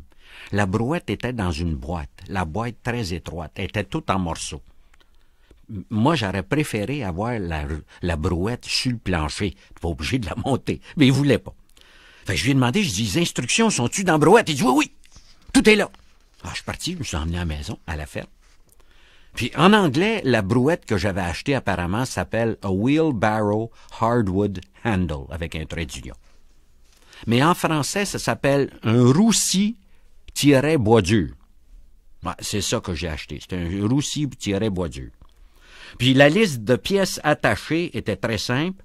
J'avais un cendrier, 2 poignets bois dur, 2 coins bois dur, 2 jambes, une jambe attachée, un nez garde, 2 axes corps-sol, un axe, une roue puis un boulon sac. J'ai vérifié si j'avais tout ça, des nez, des jambes, parce que c'est une brouette que je fais. Ensuite, je vais vous lire juste une des instructions. C'était insérer un 5-16 pouces par 5 pouces boulon à travers de l'avant-trou dans le soude-console dessous le bras de cendrier et à travers des trous correspondants devant coin, poignets et jambes. Posez le carré nettoyeur et écrou sur le boulon lassement. Ça, c'était la brouette. Et je me disais, dans le fond, je comprends, c'est fabriqué à Taïwan. D'accord. Mais le détaillant qui vend ça, il en a monté une, était sur son plancher. Il l'a vu, ça. Il a pris combien d'efforts pour le corriger? Pour dire à la personne qui l'achèterait par la suite que j'ai refait les instructions, prends donc ce feuille-là, tu vas comprendre plus facilement. Puis vous allez me dire, oui, mais Jean-Marc, c'est parce que c'est fait à Taïwan. Voulez-vous un produit fabriqué au Canada? Il s'agit d'un lavement. Vous connaissez ça, des lavements? Bon, je vais vous lire les instructions en français pour un mode d'emploi d'un lavement. Ça, c'est ce qui apparaît dans la boîte du lavement lui-même. Ce sont les instructions. Réservé à l'administration rectale. On recommande la position génu-pectorale ou le décubitus latéral gauche avec jambe droite fléchie. Yes. Moi, en lisant ça, j'ai appris des affaires. Je savais même pas que j'avais un décubitus. Puis tu n'as pas qu'un décubitus, qu'est-ce que tu en as deux? Parce qu'il te parle du gauche, tu dois en avoir un à droite. J'en revenais pas. Ma femme puis moi, on a trouvé ça très drôle. Mais on a un avantage au Québec, c'est qu'à chaque fois que tu comprends pas en français, tu as toujours l'anglais pour t'aider à comprendre. Je vais vous lire l'anglais. How to use. For rectal administration only. The preferred positions are lying on left side with knees flexed or in the knee chest position. Sacrafesse! Il n'y a pas de décubitus en anglais. Et qui d'anglais, ils n'ont pas un décubitus, eux autres, ça te ment. Comment ça se fait? Quand j'ai dit à la compagnie pourquoi ils avaient fait ça, ils m'ont dit que c'était à cause du Bill 101. Ah, c'était la loi 101 et c'était en français. Tu peux mettre ça en français pour que ça se comprenne? Quand est-ce qu'on respecte les gens? Puis quand est-ce qu'on respecte les gens avec la qualité de ce qu'on fabrique? Aux États-Unis, on a fait une étude pour savoir si 99,9 defect-free, comme ils disent, sans défaut, est assez bon. Je connais des compagnies canadiennes qui visent 95 puis 96. Mais savez-vous ce que ça veut dire 99,9% de qualité aux États-Unis? Ça veut dire deux atterrissages manqués à l'aéroport de Chicago tous les jours. Ça, c'est marché à 99,9 à l'aéroport. Essaye d'expliquer aux gens qui sont dans l'avion qui ont manqué la piste qu'on fonctionne à 99,9% de qualité. Ça veut dire 16 000 pièces de poste perdues toutes les heures aux États-Unis. Sacre affaire. Essaye d'expliquer ça à la personne que son chèque de bien-être, et on l'a perdu, mais on marche toujours à 99,9. Ça veut dire 50 bébés nouveau-nés échappés dans la pouponnière tous les jours par le docteur. Essaye d'expliquer à la main, mais c'est parce que ton petit gars, il était glissant, il était comme gras. Serpent. Puis nous autres, on regarde, puis on fait des choses. À quoi comme qualité? En voulez-vous un exemple de notre qualité canadienne? Puis je parle d'une qualité dans tout ce qu'on fait tous les jours. Là, je vous lis un extrait du Devoir du 3 mai 88. Une norme fédérale rendue permanente. Là, c'est le gouvernement fédéral qui est en train de dire, voici la qualité standard, le standard de qualité pour ce produit canadien. J'en revenais pas. Je vais vous lire le titre maintenant. Un condom percé sur 250. À chaque 250 condoms, il y a un petit trou dans le 251e. Oui, puis c'est normal, ben ça coûterait trop cher les faire tout bon. Fait que si tu frappes le percé, t'es fourré. On verrait-tu ça aux États-Unis? On verrait-tu une affaire du genre? C'est-tu possible qu'on ait dit des choses comme ça? Verrais-tu ça au Japon? Hey, quand l'avion a tombé, l'avion de Japan Airlines, vous rappelez-vous? Elle a frappé une montagne, un 747. Le président de Japan Airlines a démissionné de son poste sans aucun fonds de pension. Il était responsable. On raconte d'ailleurs cette histoire merveilleuse au sujet d'une compagnie américaine qui avait un petit gadget électronique très petit qui allait dans une laveuse de vaisselle. Puis ils avaient beaucoup de difficultés à les faire parfaitement. La qualité était médiocre. Alors, ils ont décidé d'aller voir des Japonais pour les faire fabriquer. Parce qu'ils ont dit des Japonais, ça c'est petit avec des petits doigts, des petits Japonais, ils vont bien faire le petit morceau. Sauf qu'ils ont mis des règlements très stricts. Ils ont dit pas plus que 3 pièces défectueuses par 1000 pièces livrées. Et quand ils ont commencé à recevoir les pièces, toutes les pièces étaient dans des belles boîtes, dans des plastiques, 1000 pièces par boîte. Et sur chaque boîte, il y avait un petit sac avec 3 pièces dedans. Sur le petit sac, c'était marqué « Les défectueuses ». Ouais. Et il y avait une petite note qui disait, on les a pas mêlés dans les 1000 pièces parce que ça pourrait nuire à ta production. Mais on a une question. Qu'est-ce que tu fais, sacrifice, avec les pas bonnes? Puis nous autres, qu'est-ce qu'on fait avec les pas bonnes? On arrive chez le garagiste, chez le concessionnaire avec notre auto, puis on dit, c'est une auto neuve, mais elle hésite comme sur les coins de rue. Puis le garagiste dit, oh oui, c'est normal, ça, il hésite tout cette année de même, ce modèle-là, c'est un modèle hésitant. Puis c'est fini. Ton auto de 2 ans, la porte a tombé dessus, tu retournes chez ton concessionnaire, puis il dit, oh oui, c'est normal, c'est des pentures, ça.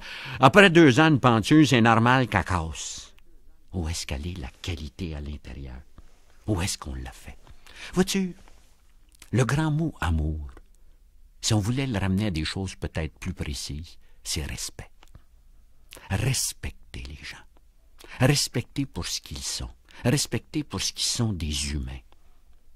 Et les respecter même, et je dirais c'est le summum de l'amour, les respecter comme des personnes à part entière.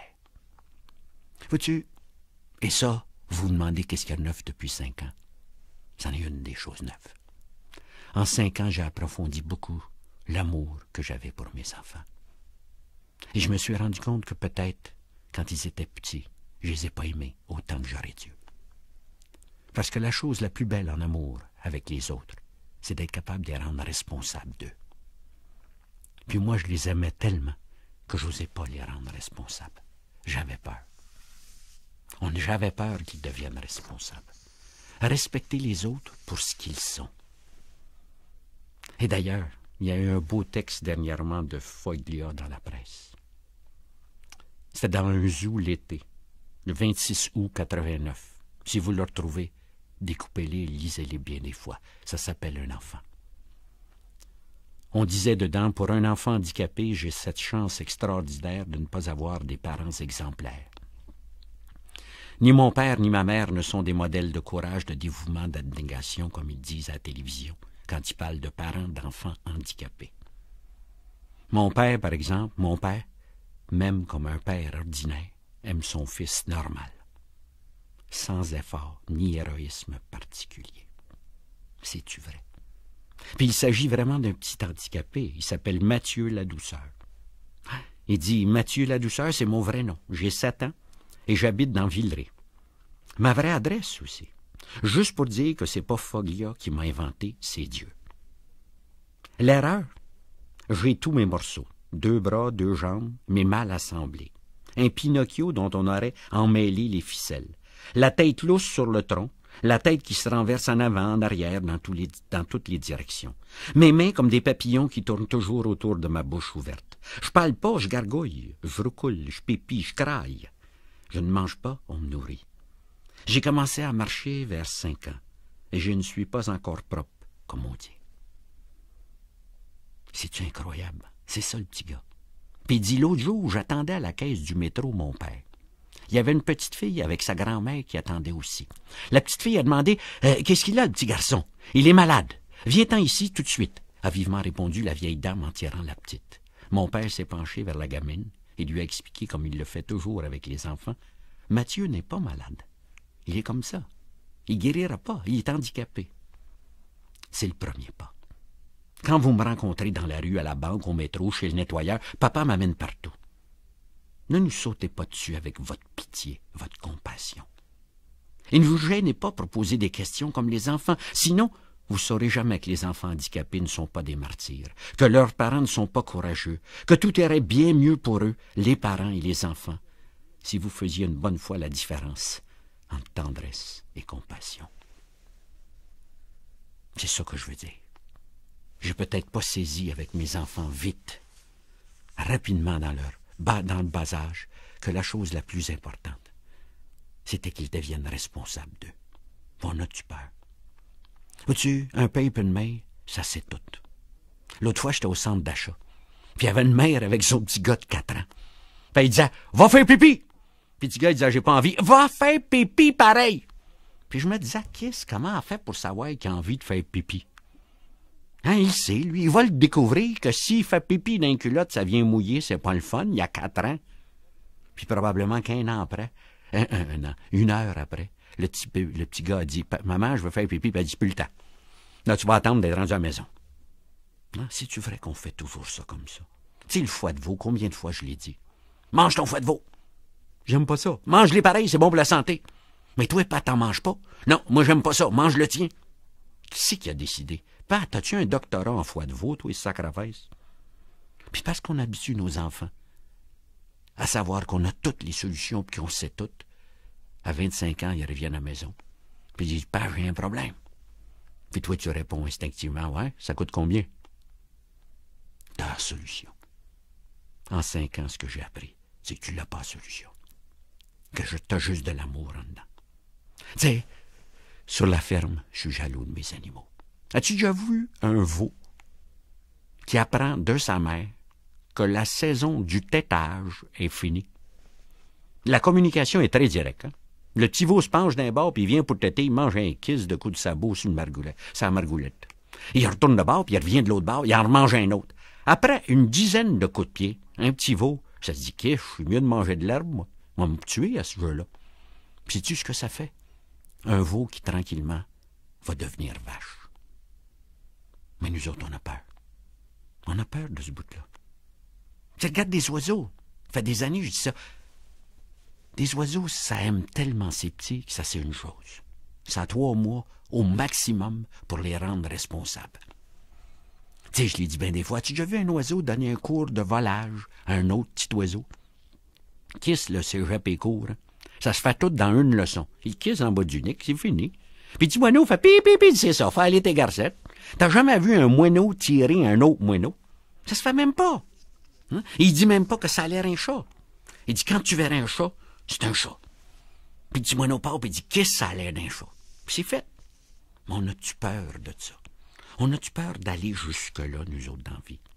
On a-tu peur de pousser jusque-là? Puis c'est pas par là que ça commence. Je te dirais pas. Qu'est-ce que tu fais avec ton gars de 28 ans, maison? Ah, mais il est pas encore prêt. Ouais, il se prépare. As-tu déjà vu un moineau passer 3 ans dans le nid? Tu sais, c'est pas une blague. Il y a plusieurs années, le gars à l'Université de Montréal, il avait 34 ans. Hein, il y avait 4 facultés de fait. Il cherchait une 5e faculté pour parfaire son éducation. Un gars de même, ça passe direct d'une bourse d'études au fonds de pension. Il a jamais embrayé. Il a oublié de partir. Moi, j'ai jamais laissé la chance. On lui a jamais dit, « Hey, c'est à ton tour à voguer. » Puis on n'a même pas eu une université qui a pu l'aider dans ce sens-là. On n'a pas fait ça à l'université, ce bout-là. L'autre fois, dans le journal, il y avait un article d'un professeur de cinéma à l'Université Laval qui disait les 3 types d'étudiants universitaires. Il parlait des autonomes. Ceux qui sont capables de garder direction à travers l'enchevêtrement de cours. Ceux qui savent se conduire, qui savent devenir autonomes. Puis c'est à ça que ça sert, un premier cycle à l'université. Puis ensuite, il disait, il y a les volontaires. Les volontaires, c'est ceux qui sont arrivés là puis qui veulent réussir, mais qui cherchent de peine et de misère à devenir autonomes, afin d'accéder au statut d'étudiant universitaire. Puis c'est là que se situe l'enseignement. La transmission d'un ensemble de connaissances fondamentales propres à notre civilisation, comme disait Balthazar dans l'école détournée. C'est ça. Puis il disait, il y a une 3e classe, les arrivistes. Ah ben ça, ce sont les tricheurs congénitaux, qui peuvent parfaitement obtenir leur bac sans jamais ouvrir un livre. Qu'est-ce que tu veux? La société en produit des tonnes. Hein? Mais ça, il va toujours en avoir. Mais ce qui est important, c'est qu'à l'université, tu apprennes à devenir responsable. Mais malheureusement, c'est pas ça qu'on t'enseigne. C'est pas dans ce sens-là qu'on le fait. Mais non. On te prend sous son aile et on te dit tout. Rappelez-vous ma phrase de Chesterton. Si j'étais Dieu et j'avais le monde à refaire, je ferais un monde où l'on donne et reçoit. Et non pas un monde où on partage. Puis moi, j'ai voulu partager. D'ailleurs, mes lapins m'ont appris ça. Ben oui. J'ai un clapier, puis j'ai des lapins. Ah oui, puis dans ces lapins-là, comme je vous disais, ce qu'on essaye de faire, c'est de produire le maximum de lapins pour avoir de la chair. Évidemment, c'est ça le point de départ, parce qu'on vend ça dans des restaurants, des hôtels. Et mon fils, qui est le principal artisan de tout ça, est extraordinaire là-dedans. Il réussit, monsieur, des moyennes 15 lapros par portée. Incroyable. Mais le problème qu'on a, c'est que la lapine a juste 8 tétines. Ce qui veut dire qu'il y a 7 lapros qui ont un problème de trop dès le départ. 7 lapros qui sont obligés de se démerder. Hein, c'est ça le problème. Évidemment, comme on est des scientifiques, mon fils et moi, on a dit on va essayer de corriger la lapine. Ça consisterait à faire une plus longue lapine avec un gabarit plus long sur laquelle on mettrait des rangées de tétines additionnelles, ce qui serait extraordinaire. Mais ça marche pas tout. Ça revient toujours à l'équipement standard. Mais je vais vous dire une chose. Je suis jaloux de mes lapins. Je suis jaloux de ce qu'une lapine peut dire à ses petits dans la première heure de vie. Elle réussit à dire quelque chose comme moi. J'ai de la difficulté à dire à des enfants de 30 ans des fois. Ça fait tellement mal. Ah oui. À ce moment-là, le petit lapro, à 1 heure de vie, mesure à peu près 1,5 pouces à 2 pouces de long. Et il est flambant nu, il n'y a pas de poils. Puis il est aveugle. Mais elle réussit à dire à ces petits-là, les 15, cherche-toi une tétine, colique. Pensez-vous ce qui arrive 4 jours plus tard? Il y a 7 petits lapros de mort dans le nez. Puis il n'y a rien à faire. Vois-tu, moi j'ai eu peur de dire ça à mes enfants. J'ai eu peur de leur dire qu'il fallait passer par là, que c'était ça la vie. Que pour passer à travers le cégep, il va falloir que tu investisses. Il va falloir que tu en fasses des sueurs. Il va y avoir des soirées difficiles. Que pour passer à travers la médecine, puis même être admis en médecine, il va falloir que tu transpires. C'est ça que ça veut dire. Que pour te trouver une job, il va falloir que tu envoies 300 curriculum vitae. Puis pas par la poste, autant que possible que tu y ailles. Mais je sais c'est quoi la réponse. Ouais, mais d'un coup, ça marche pas. 300 par la poste, 38 cents du thème, c'est plus que 100 piastres, ça. D'un coup, ça marche pas.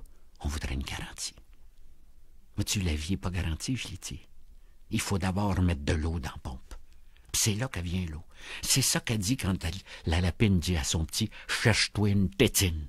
Elle est en train de dire « Hey, es-tu prête à te recycler? » Les gens de Vécus, qui va peut-être fermer, peut-être pas. Es-tu prête à te recycler? Es-tu prête à faire l'effort? On le sait à l'heure actuelle, le chômage chez nous, c'est une question d'appairer. Appairer, ça veut dire de matcher les jobs avec des employés qui connaissent un peu la job, qui ont la formation pour faire la job. La job est là. Il restait une affaire à faire. La formation de ton bas. Tu passes à 45 ans. Tu suis quoi comme cours? On va aller jusqu'où? Vois-tu, il y a une expression extraordinaire qu'on a dans notre langue française. Ça s'appelle « gagner sa vie ». Gagner sa vie, mon Dieu que c'est important. Et on a tellement peur.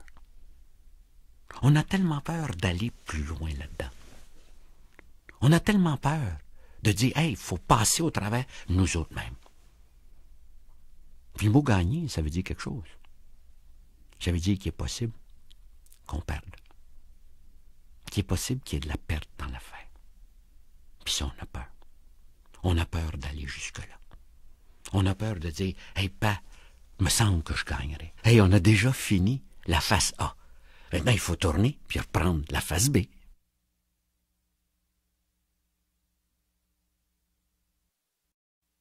Et si tu verrais dans le fond, hein, la peur de gagner. J'ai une petite lettre qui est assez extraordinaire. Elle a été écrite à la revue Commerce à la suite d'un article. C'est un article dans lequel ils ont fait une enquête auprès des futurs patrons. Le titre de l'article, c'est « À quoi rêvent nos futurs patrons ?» Puis Linda Mott, qui est une jeune fille qui rêve de devenir patron, répond à cet article-là. À la suite de votre sondage qui voulait cerner la nature des futurs cadres, j'estime que mon image s'est quelque peu assombrie. Étudiante au baccalauréat en administration à l'Université du Québec à Montréal, je prétends que vos conclusions ne correspondent pas à la situation qui m'entoure. Surtout lorsque vous parlez de pas beaucoup d'ambition et de combativité et de semaines de 35 à 40 heures. De deux choses l'une, ou vous représente un cas où l'échantillon n'était pas du tout représentatif. Voici ma situation. J'occupe 2 emplois à temps partiel qui prennent 31 heures de mon temps par semaine. En plus, je suis 4 cours à l'université. Cela me donne des semaines de 65 à 70 heures. Je ne m'en plains pas du tout. J'occupe des postes enrichissants et j'ai la chance d'acquérir de l'expérience tout en étudiant. Cela représente un atout majeur lors de la recherche d'un emploi. Dans la vie, nous n'avons rien pour rien. Il faut bâtir l'avenir. J'espère vous avoir convaincu qu'il existe des futurs performants en route. Linda Mott, La Prairie. Ben, Linda Mott, c'est vraiment une gagnante. Vois-tu, c'est quelqu'un qui a compris « aide l'autre et le ciel t'aidera ». Elle s'aide aussi. Et le ciel va l'aider. Elle va réussir, c'est certain. Devenir responsable, c'est commencer à s'aider soi-même. Puis remarquez, je l'ai appris moi-même. Oh, je pensais de tout savoir. Mais quand Céline était malade, j'ai eu la chance d'apprendre cette leçon-là aussi. Ben oui, Céline, quand elle était malade à l'hôpital, évidemment, elle s'inquiétait beaucoup de moi. Il faut dire que je peux probablement, comme tous les hommes mariés depuis de nombreuses années, un gros bébé gâté, mais j'ai des difficultés. Alors, je suis capable de prendre une cravate dans un vestiaire, mais on dirait toujours que je prends la mauvaise. C'est pas ce bleu-là qui va avec cet habit-là. Et évidemment, comme elle le savait, Céline à l'hôpital s'inquiétait beaucoup de moi, se demandant si mes chemises étaient lavées, si ci et ça. Puis un jour, la garde-malade l'a pris sur le coin du lit, puis lui a dit « Céline, dans ton bras gauche, au poignet, t'as un petit bracelet. Qu'est-ce qui est marqué dessus? » Et sur le petit bracelet, c'était écrit « Céline Gratton ». Ben, elle a dit « Ici, on va s'occuper de Céline pendant les 2-3 prochaines semaines. Puis si tu veux, Jean-Marc, il doit être assez grand. Il va pouvoir se démerder tout seul. » Puis elle avait parfaitement raison. Elle avait parfaitement raison. D'ailleurs, quand Céline est sortie de l'hôpital, je lui ai demandé le bracelet. Oui, je l'ai depuis ce temps-là dans mon portefeuille. Et de temps en temps, quand je sors le portefeuille, je le regarde, juste pour me rappeler qu'un jour, chacun de nous autres doit devenir responsable, doit pouvoir porter son propre bracelet. Veux-tu avoir le plus beau cadeau de Noël que tu pourrais donner à tes enfants? Le cadeau de Noël qui vraiment ferait en sorte que tes enfants peut-être iraient plus loin. C'est peut-être ce qu'on appelle un bracelet. Oh, ça coûte pas cher, les hôpitaux en sont pleins des petits bracelets comme ça en plastique. Ils sont pas obligés de le porter, mais il faudrait qu'ils l'aient dans leur poche. Il faudrait que nos grands étudiants l'aient dans leur poche. Il faudrait que nos grandes filles puis nos grands gars sur le marché du travail l'aient dans leur poche. Mais il faudrait peut-être que nous autres les payes PME. Et peut-être, je parle des grands-pères puis des grands-mères. On l'ait aussi, notre bracelet. Parce que dans le fond, le bracelet, ce qu'il dit, c'est que tu es capable de gagner. Que c'est toi gagner ta vie. Mais on a-tu peur de ce mot-là? On a peur du mot gagner au point où on veut plus avoir la compétition. Oh, je sais, il y en a qui probablement vont trouver que je vais trop loin. Que j'en mets un peu trop, là. Mais malgré tout, je le dis quand même. Je suis pour la compétition. Tu sais, c'est vrai que c'est difficile pour des bantams et des pee-wee qui jouent au hockey d'avoir toute la compétition quand tu joues au hockey. C'est vrai que c'est tough. Mais d'un autre côté, s'ils apprennent pas que la vie, c'est dans un sens un grand combat, une grande compétition, ils vont l'apprendre plus tard. T'es-tu mieux de l'apprendre quand tu as 9 ans, 8 ans, ou de l'apprendre à 50 ans, quand tu viens de perdre ton travail que tu as eu pendant 29 ans? Je sais pas, mais un jour, il faut que tu apprennes que la réalité, c'est qu'il faut que tu gagnes. Parce que si tu gagnes pas, tu perds. Il n'y a rien entre les deux. Et pourtant, on a une culture au Québec qui véhicule exactement l'inverse. Il y a quelques années, vous vous rappelez, l'annonce des yogourts d'Élile? Vous rappelez-vous de cette annonce-là? Elle était merveilleuse comme annonce. Des petits gars et des petites filles bien campés. Oh, je l'ai vu l'annonce parce que j'avais travaillé avec la compagnie d'Élile. Des petits gars et des petites filles campés, monsieur, avec du caractère, qui se faisaient voler leur yogourt. Puis t'es voyais à la télévision, seulement eux qui disaient « Hey, touche-y pas! Brosse-les pas! » Puis l'annonce finissait avec un slogan extraordinaire « Tu vas y goûter! » L'annonce a duré quelques semaines.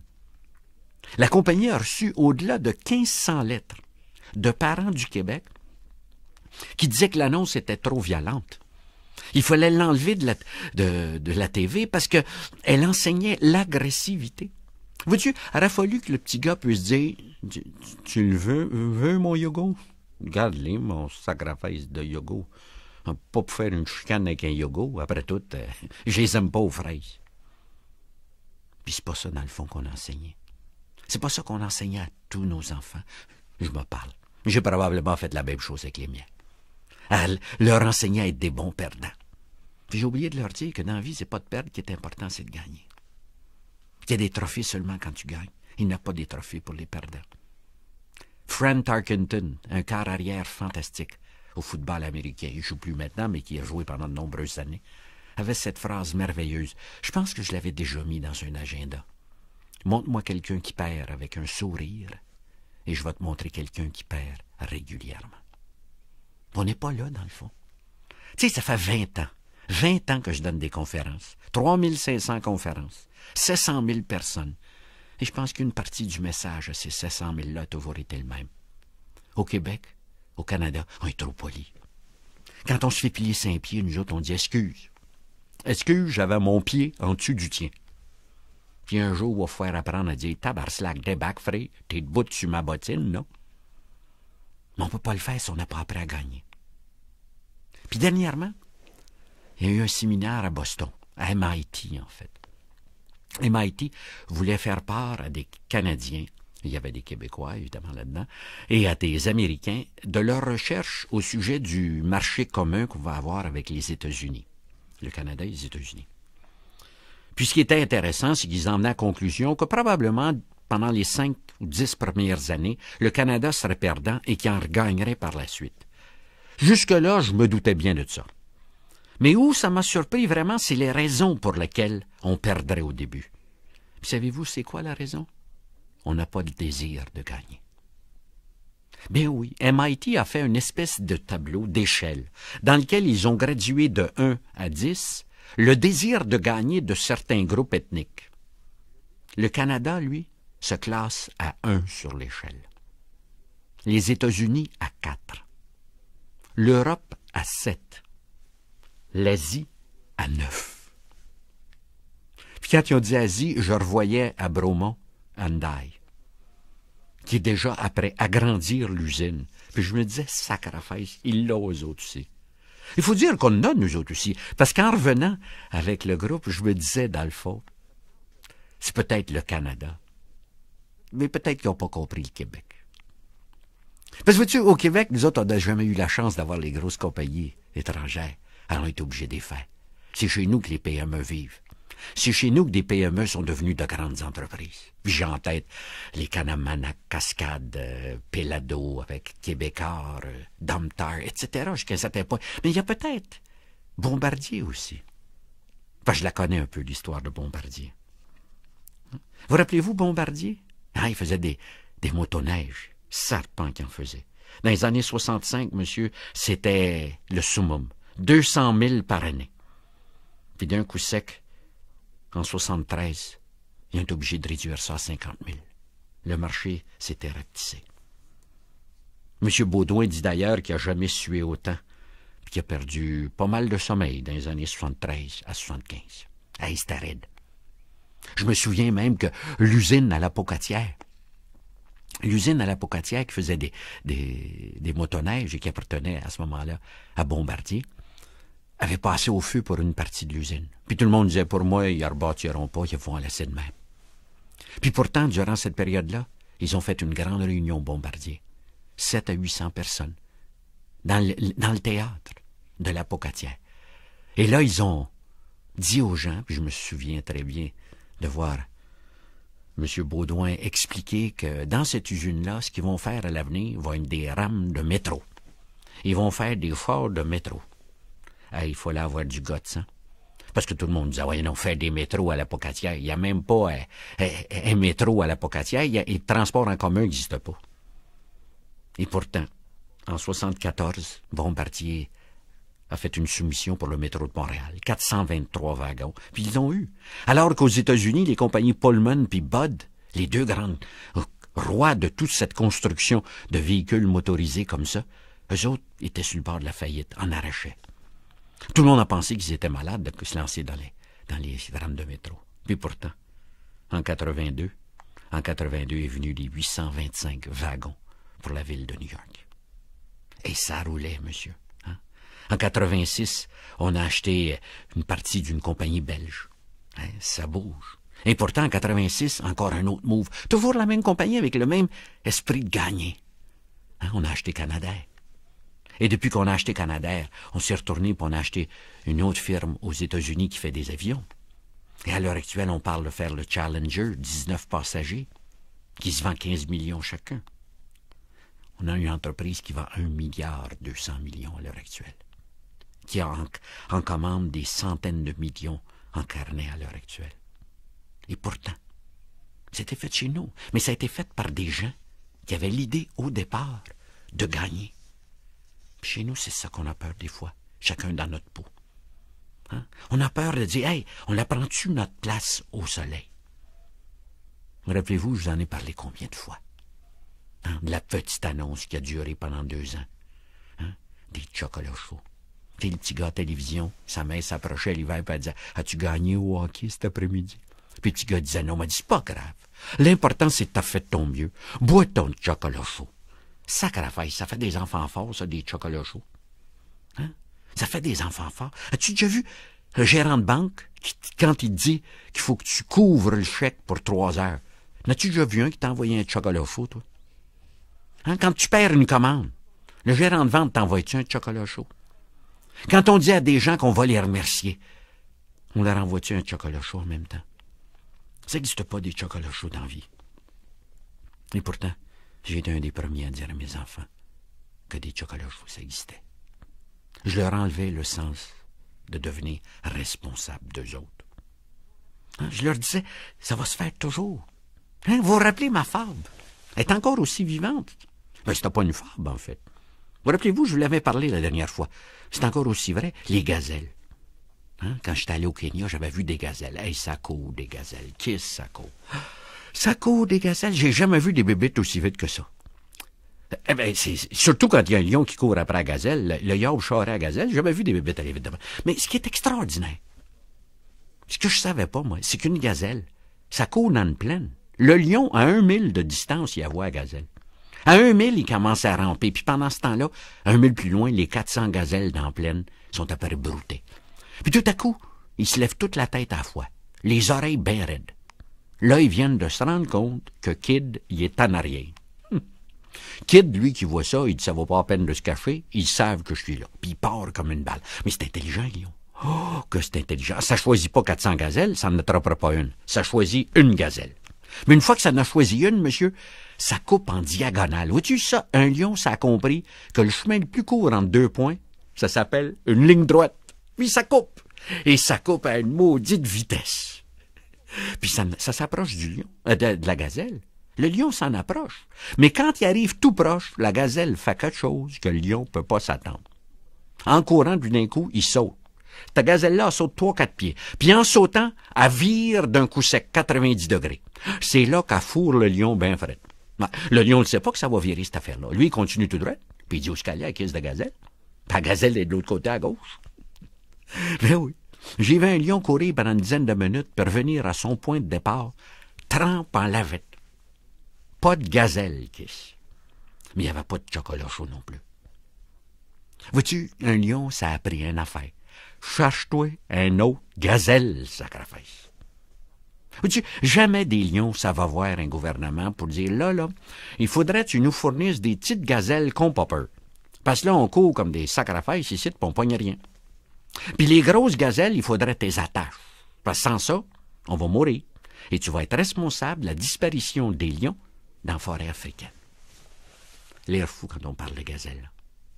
Puis pourtant, chez nous, on n'essaie pas de faire la même chose. Nos enfants ne reviennent pas à la maison au gouvernement. Si tu me donnes rien, je vais mourir. Si tu m'aides pas, je vais disparaître. C'est pas ça dans le fond. On n'est pas habitué à l'heure actuelle à tellement avoir peur de gagner qu'on remet toujours en question l'existence même. Je disais ça à un de mes fils dernièrement. Je suis tanné.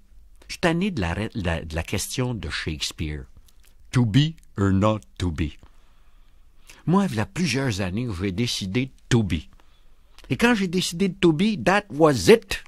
J'avais décidé de to be. On ne la remet plus en question. Et pourtant.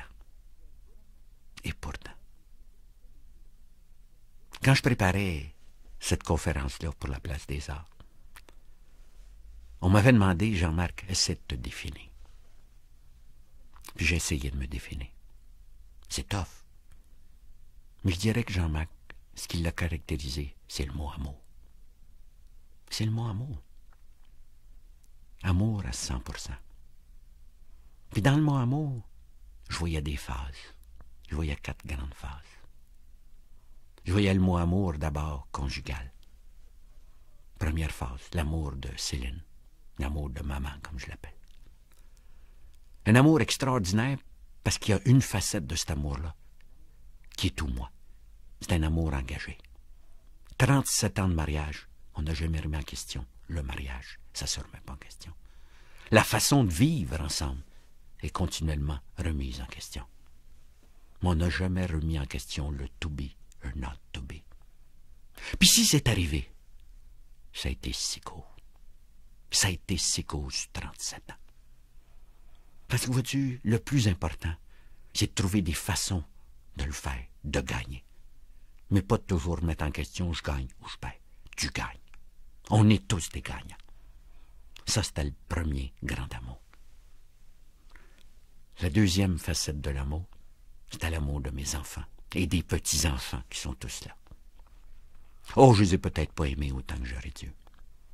Pas avec toutes les attentions que j'aurais dû. Mais je les aime de plus en plus, parce que de plus en plus, je veux qu'ils soient eux-mêmes. Je les aime avec le sens de responsabilité que je vous disais tout à l'heure. Avec tout le respect de dire, c'est votre vie. Faites-les comme vous voudrez. Que c'est vous autres qui le faites, pas moi. Et Dieu sait si j'ai l'expérience, la chance à l'heure actuelle, de le tester. Parce que je suis en affaire avec 2 de mes fils. Où tous les deux, on est dans ces 2 entreprises-là, 50-50. Où il n'y a pas de boss. Où on s'appelle partner. Avec ce que ça veut dire de bout difficile d'engueulade. Mais je les aime. J'aime tellement ces enfants-là. Je suis prête à ces engueulades-là. Puis à savoir qu'ils ne pensent pas tout à fait comme moi. 3e type d'amour, ben c'est l'amour de mon métier. C'est l'amour de ce que je fais. L'amour d'être capable de parler à des gens. D'être capable de communiquer à des gens. D'être capable de dire ce que j'ai à l'intérieur. D'être capable de le faire le plus parfaitement possible. D'être capable de dire « aide l'autre » et le ciel t'aidera. D'avoir quasiment une phobie d'aider des clients. Au point où on fait 60 000 allées puis 60 000 retours. De la ferme à Montréal puis de Montréal à la ferme pour livrer 12 lapins. Mais on veut être certain que le client n'en manque jamais. Oh, c'est exagéré, je suis d'accord. Mais j'ai pas peur. La société va pousser dans l'autre sens. Et c'est ça qu'on a peur. Je rencontre tellement d'entreprises, tellement de gens qui n'aiment pas leur métier. Qui n'ont pas compris que leur métier, c'est d'abord aider l'autre. Que tout le monde, dans quelque entreprise qu'il soit, dans quelque job que ce soit, quelque organisation que ce soit, ont des clients. Mais malheureusement, on a une société où ça ne s'appelle plus des clients. Au CLSC, on appelle ça des bénéficiaires. À l'Hydro-Québec, c'est des abonnés. Un jour, il va falloir revenir à trouver tout ça comme des vrais clients. Ce sont d'abord des clients. Puis enfin, il y a un 4e volet à l'amour. Ouais, c'est l'amour de la vie. C'est l'excitement pour la vie, l'excitement pour l'environnement, l'excitement pour mon coin. Être excité par ce qu'on voit de si beau chez nous. Puis de vouloir le laisser de même. D'être capable de sentir qu'on est chacun responsable de notre petit coin. J'ai toujours été très impressionné quand je me promenais à Amsterdam. Puis je ne vais pas souvent, je suis allé une fois, je pense, dans ma vie. Mais c'était de voir les gens qui lavent le trottoir en face de leur maison. Puis comme tout le long de la rue, tout le monde lave le trottoir en face de chez eux, qu'est-ce que ça fait des trottoirs propres? Mais nous autres, on dit, c'est parce que la ville l'a pas nettoyé. Je leur ai dit de passer le balai. Ils ne passent jamais. Sacrifice, il n'a pas un balai. Si tout le monde nettoyait juste son devant de perron, tu vois-tu ce que ça voudrait dire?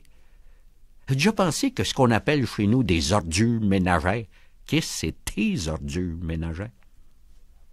Aimer la vie, c'est d'être capable d'aller jusque-là. D'aimer assez pour s'exciter des choses.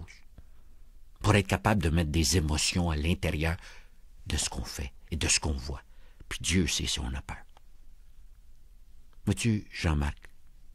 Moi, Jean-Marc, c'est de l'amour à 300%. Mais amour veut dire prendre des risques. Ça veut dire risquer de donner. Ça veut dire risquer de devenir responsable autonome.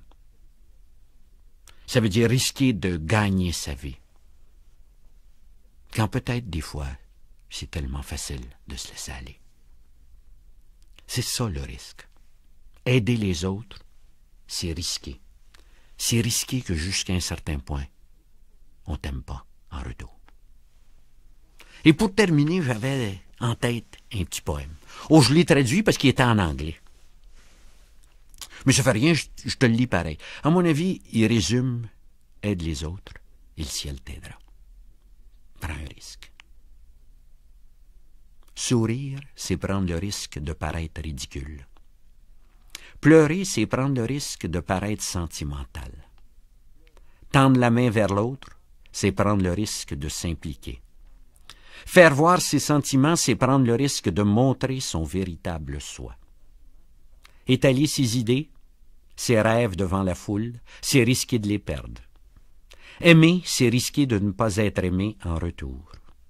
Vivre, c'est risquer de mourir. Espérer, c'est risquer le désespoir. Essayer, c'est risquer la faillite. Mais les risques doivent être courus. Parce que le plus grand hasard dans la vie, c'est de ne rien risquer. La personne qui ne risque rien, ne fait rien, n'a rien, n'est rien. Quelqu'un peut éviter la souffrance et le chagrin, mais ne peut alors apprendre à ressentir, à changer, à grandir, à aimer, à vivre. Enchaîné par les certitudes, l'humain est un esclave qui a renoncé à la liberté. Seulement l'humain qui risque est vraiment libre. Vive la liberté. Aide les autres et le ciel t'aidera. C'est prendre le risque d'être libre. Salut.